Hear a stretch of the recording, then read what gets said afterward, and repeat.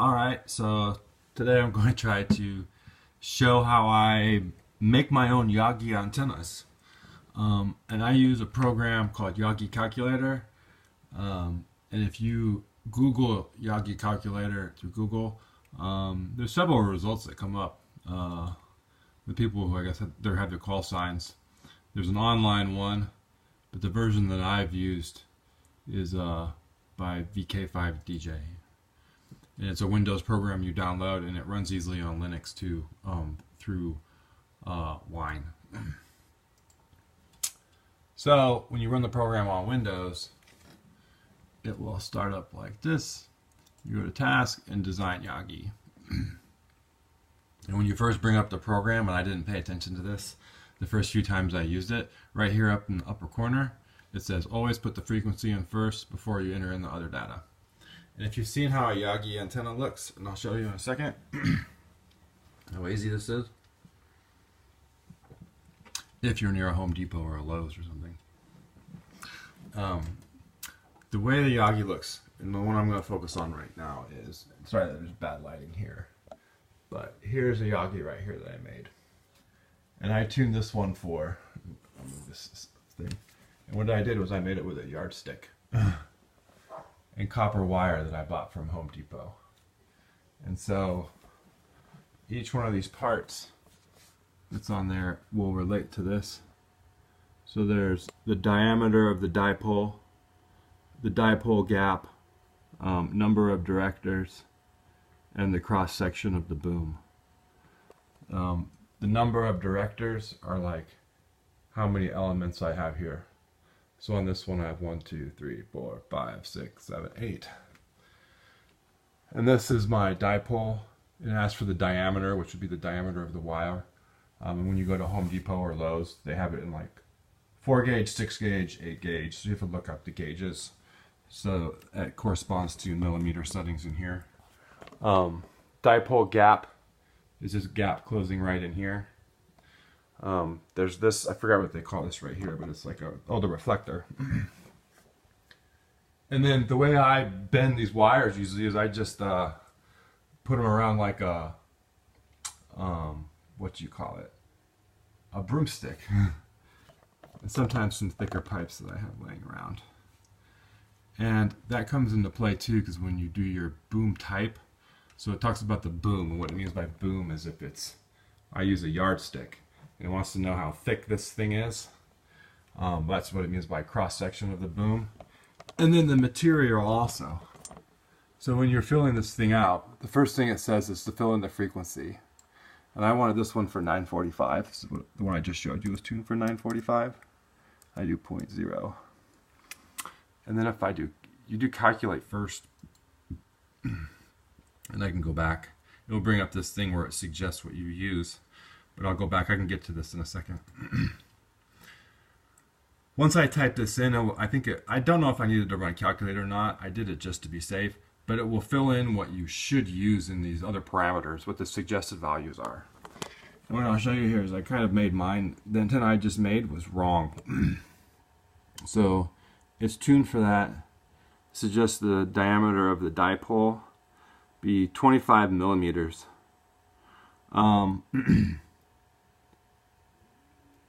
And then what it means by that is this gap that's in between these right here is at 25 millimeters. But over here there's another section here where it suggests how many elements you use, which are those, all the bars that are after the folded dipole. And you have to tell whether they're, first of all you have to talk about whether give a parameter of whether this is metal or not metal. And this is not metal, it's just wood. And then you have to tell what the thickness is of what these are. And what happens is when I started building this antenna, I already had the wire, and I was like, all right, I'm going to build an antenna with this wire. And what it will do is when you plug in the frequency, it will give you the suggested diameter for the element here, these elements. And the suggested diameter for these was, I think 6 millimeters. Yeah, it's right there. And these aren't 6 millimeters. So it seems counterintuitive, that when you go up into the higher frequencies, beginners might think that you would use a bigger antenna, but that's not the case. When you go up into the higher frequencies, you use kind of, or at least with Yagis, you use smaller and elements and thinner materials. So this one is tuned for 945, and it was supposed to use thicker material right here. I think this is 10 gauge wire. I was supposed to use something like 6 gauge or 4 gauge. I think you can get 4 gauge wire. So I made this antenna wrong. And at the end of this video, I'm going to kind of destroy it once I start showing the signal strength of it. And so when you run this program, so when I built this thing, it will give you all these measurements when I go back.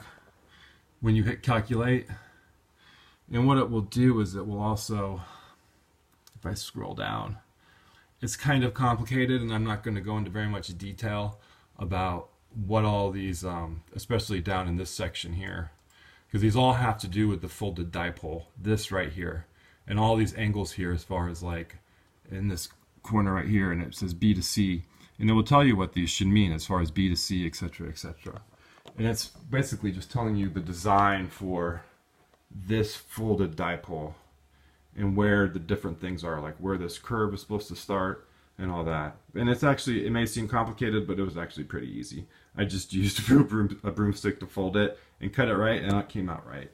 This thing isn't exactly perfect, but, and the way usually the thing design goes is each element will be about 1 to 2 millimeters smaller than the next one, and it'll tell you where to do the gaps. And I just drilled holes and super glued these elements in.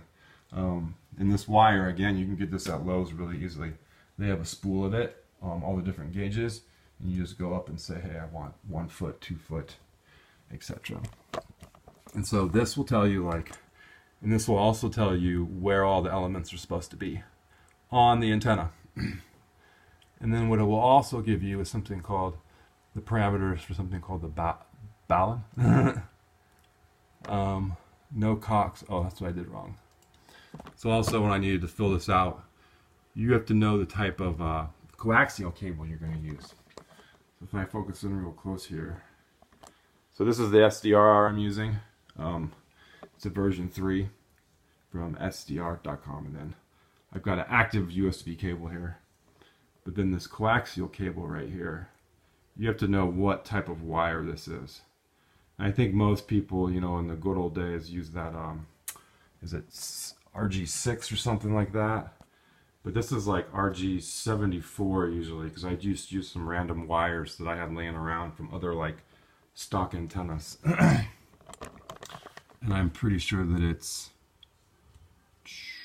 something like 174, I believe it is. And then you do, once you have that, you select, and it's called the Ballon. It'll tell you how to make your Ballon. Since this antenna is only receiving, I don't know if Ballons are really important. I think I've read somewhere that when it comes to reception, the Ballon isn't that much of a big deal, but if you're going to be doing transmitting, then a Ballon is a good idea. And this just tells you how to cut the wire length and stuff so that way you get the right resistance based on the coaxial cable. And so what you'll see with a lot of people is they'll have that looped wire right there. And you can't see it very well on mine because it's covered in electrical tape, but there's this kind of copper colored wires that would be this wire, and then there's a gray wire here and a gray wire here that are folded over to make the Ballon. And this metal part right here is the ground for those 3 wires all connected, which is that line. And then, so just to show you, this was an antenna I made for 945. And then I have 2 more over here. And like I was saying with the intuitive thing, the one on this left right here is for Wi-Fi, so it's tuned to 2.4 gigahertz. And then this one is tuned for weather balloons out here, and the weather balloons out here are at the 1.6 gigahertz, you know, kind of at the end of my SDR's signal. And then there's no wire on this one. I had to take this one off. But just to show what I mean, this one's a lower frequency than the Wi-Fi. You know, they're off by about at least 1,000 gigahertz. And so this one has a little bit thicker wire. I think it's about 1 gauge thicker than the Wi-Fi antenna. And then the gaps between the elements will be smaller on the higher thing. So you can fit a lot more elements on a higher frequency. So this is a Wi-Fi antenna that I made on 1 yardstick. And it has something like 17 elements on, I think. It's got amazing signal. Look at that. I can hold it with my hand too. And hold on. And then this one for radio weather balloons has a little bit less. And I actually had to build a handle on it because I had to use the whole yardstick to get all the stuff onto it. And so one last thing, if you ever get into building these, is if you're using these wires that lay around, when it comes to Wi-Fi, this SMA cable will be different than the SMA cables that you use for the SDR. And I made that mistake when I was starting out. So when it comes to Wi-Fi, the antenna will just have an empty hole right in here inside this jack. But if this is for an SDR, there'd actually be a pin inside that hole coming out. So I don't know the difference of the terms. There's SMA female and SMA male, but then I think they have like letters after them that distinguishes the difference between the two. So don't confuse your Wi-Fi antennas with your SDR antennas. So yeah, that's how, oh, just to give it back to the Wi-Fi, just to show Ballon. The Ballons will get smaller too. So this is a very smaller bend right here. And actually, the wire that's supposed to be on this, I had to take it off and put it onto this to use this thing. So if it really was a 945, I think the Ballon went all the way out to here. So let's go and take it for a quick test run, and then I'm going to destroy it, just kind of like a science experiment. So I can go back here. I can actually close this. So I'm going to bring up SDR, and right off the start, I'm going to so this whole setup, this antenna right now, this is all facing north, and for starters, I'm going to use the stock antenna. So I have the stock antenna already plugged into another SDR. I've got 2 right here. So I'm going to use the stock one first and then show you the signal that I'm going to try to pick up. So it should, yeah, be on 0. And I have the gain turned all the way up. Hit play. Alright, so I turn it down a little bit. I had to zoom in on the signal, so this is me zoomed out completely. Here we're going to zoom in. I'm going to try to move the antenna to get a good signal.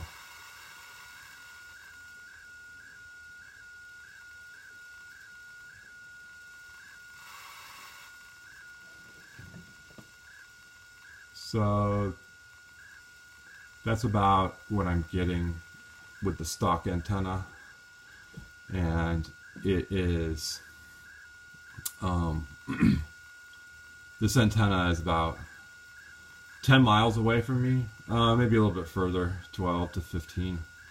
And it's a Union Pacific antenna that has to deal with their trains. But it's always constantly broadcasting. I was just trying to think of a good antenna. In 945 range, it's like you get a good broadcast of.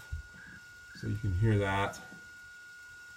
And if I move it around, I was playing around with it earlier, so I kind of moving the antenna.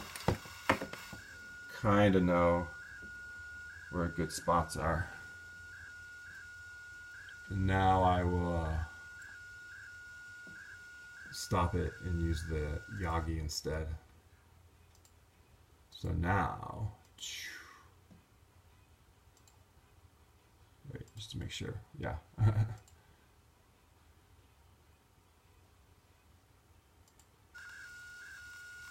So here's my Yagi, and turn the volume down. I think I can. So the signal's a little bit stronger than the stock antenna. And whether this is, the thing about Yagis is they're directional. You have to have them lined up precisely. So what I'm going to do is I'm going to start moving the antenna this way kind of slowly. Well, actually you can kind of hear it at first. I'll do it 2 times so you can watch and hear. So I'm going to turn this up. see if I can get it tuned a little better.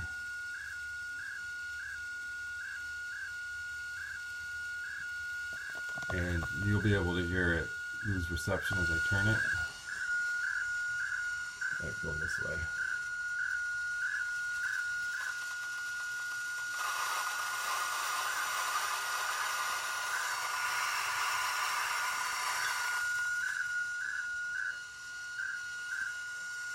And then also, I know from being down there that, turn it back down, that it's a vertical signal. So here's where I'm getting the signal. I'll turn it back up. Oh, I'll show you again too. I'm going to move the antenna back the way I did before when it's in this position. So if I turn it again, see the signal going down, it's going away, it's going away. So that's the thing about vertical Yagis, they have to be lined up very well. And then another thing is the difference between vertical and horizontal. Here I'm going to spin it back over and then hopefully get this thing. So now when it's like that, I know that it's a vertical signal, and so it's in horizontal position right now, so it shouldn't be able to get the signal very well. Well, it is a little bit, but not as well as before.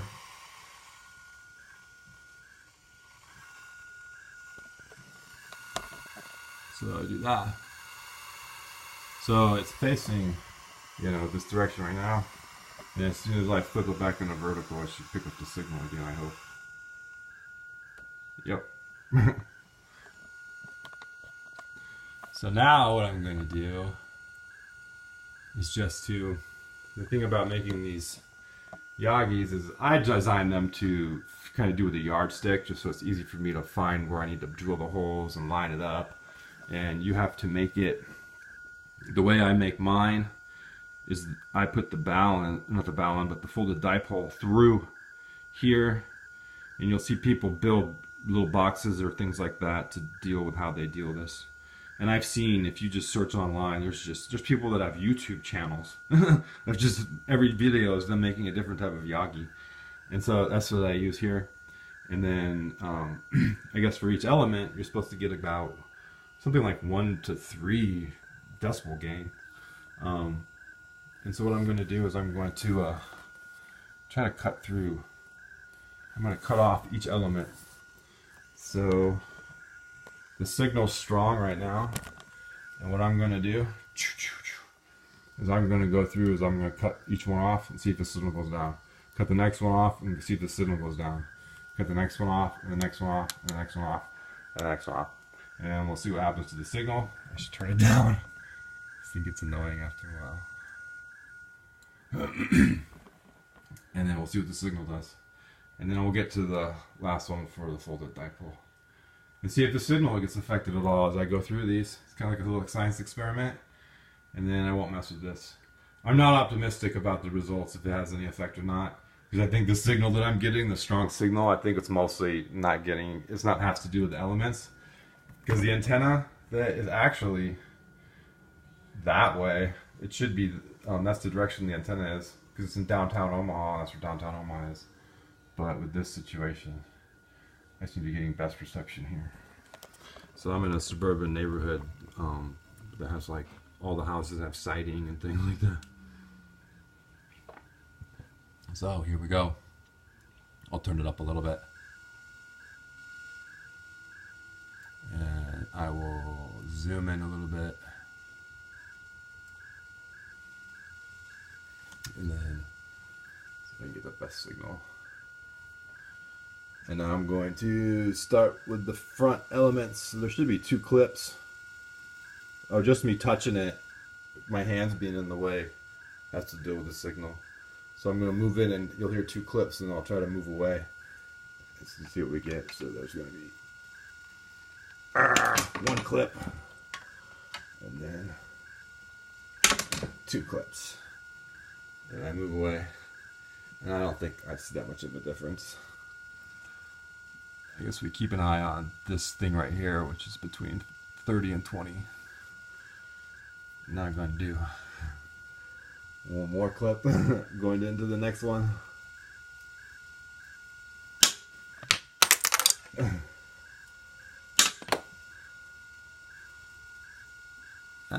I think it's a little bit of a drop. I'm gonna do the next one.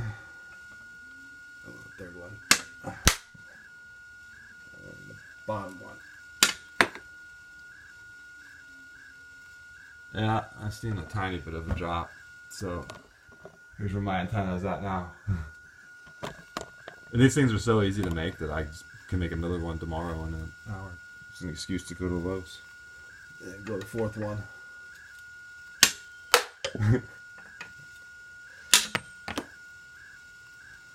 I'm seeing a little bit of a drop. You know, before it was up here between the -30 and -20 on mine, the way I was set up.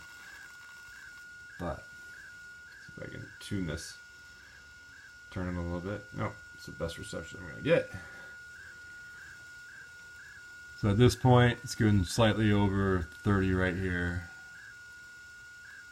And there are 1, 2, 3, 4 elements left. I'm doing one more.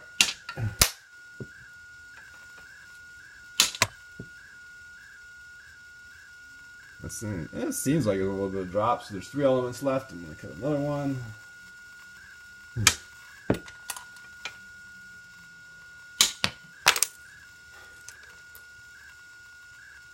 It's not really going above 30, so there's 2 elements left.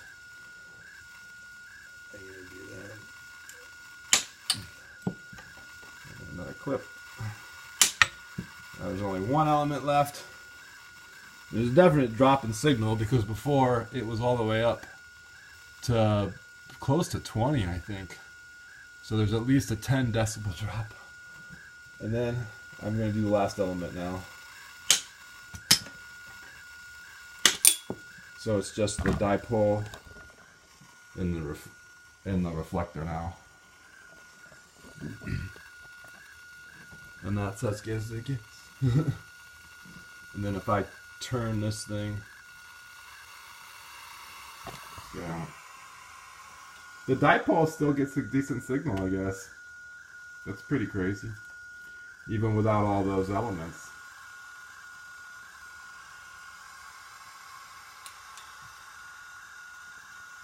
And yeah, the position of it, whether it's vertical or not, seems to matter too. So yeah, that's how Yagis work. And then, yeah, thanks for watching. I guess I gotta go out and buy to Lowe's tomorrow and buy some more copper wire and more yardsticks. But thicker ones. I gotta get thicker wire if I want to do a 945 again. So remember that. It's probably one of the most important parts of the videos is make sure that you put the parameters in the frequency in first, so it will, the Yagi program will do the default values, the suggested values, and then don't get your Wi-Fi antennas mixed up and your Wi-Fi, your antenna jacks mixed up with your SDR jacks. They're different types of SMAs. Thanks for watching.